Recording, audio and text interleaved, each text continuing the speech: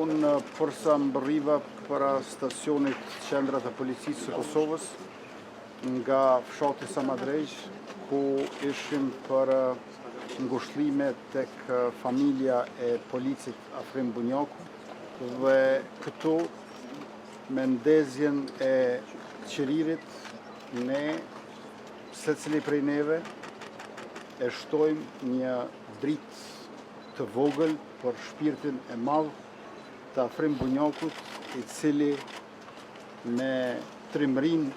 dhe sakrificën e tij ndriçoi rrugën e shtetit të së drejtës Kosovës, që nuk sprapset para asnjë kriminali e terroristit. Takuam gruan e tij Lumnien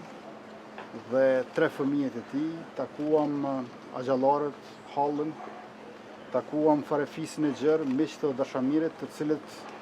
bashkërisht me neve, me mua, me zëvendësministrin e punëve të brendshme, me drejtorin e policisë, me kolegë të Afrimit, ndam dhembjen edhe pikëllimin për këtë policë që humbi sot Kosova, teksa ajo fitonte më shumë ligj, më shumë kushtetueshmëri, më shumë drejtësi, më shumë siguri, pikërisht për shkak të kontributit dhe flimit të Afrim Bunjaku. Në këtë rast falenderoj të gjithë qytetarët që kanë ardhur sonte këtu për të bërë nderime dhe për të treguar se Afrimin e kemi afër në zemrat tona, dhe se rruga e shtetit ligjor, rruga e kushtetueshmërisë dhe e ballafaqimit me kriminalet e me terroristët është rrugë e cila do të ndjekët nga secili prej nesh dhe të gjithë bashkë deri në ngallënimin përfundimtar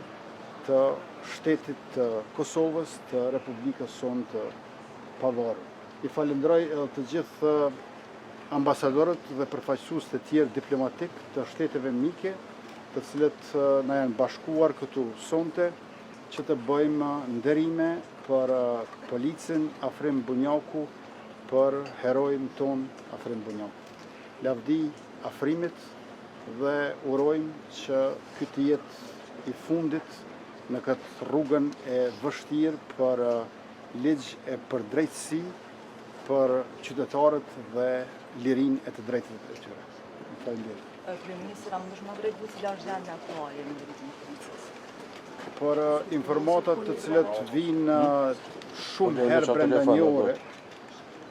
Policia e Kosovës është ajo që ju informon nga të dhënat nga tereni, por ajo që dihet tashmë është se kemi edhe pjesëtar të atij formacioni profesionist, ushtaraka, policor të huaj që kreu sulmin terrorist dhe vrau mizorisht Afrimin. I kemi edhe të plagosur, kemi edhe 3 të vrarë për i tyre, dhe gjithashtu të arrestuar. Besoj që procesin vijim do të na jap më shumë të dhëna mbi atë se kush saktësisht janë këta, si hyn në Kosovë, kur dhe kush janë urdhërdhënësit e dirigjuesit e kësaj përpjekje të dështuar për ta destabilizuar Republikën e Kosovës. Nga ato çfarë kemi mësuar deri më tani janë ato çfarë i kemi menduar edhe më herët, që bëhet fjalë për një formacion terrorist e kriminal, profesionist, i cili ka planifikuar dhe përgatitur gjatë këtë çfarë kanë kryer sot, dhe që nuk paraqesin një band të kontrabandës, por një strukturë mercenare e cila është e përkrahur politikisht, financiarisht dhe logjistikisht nga Beogradi.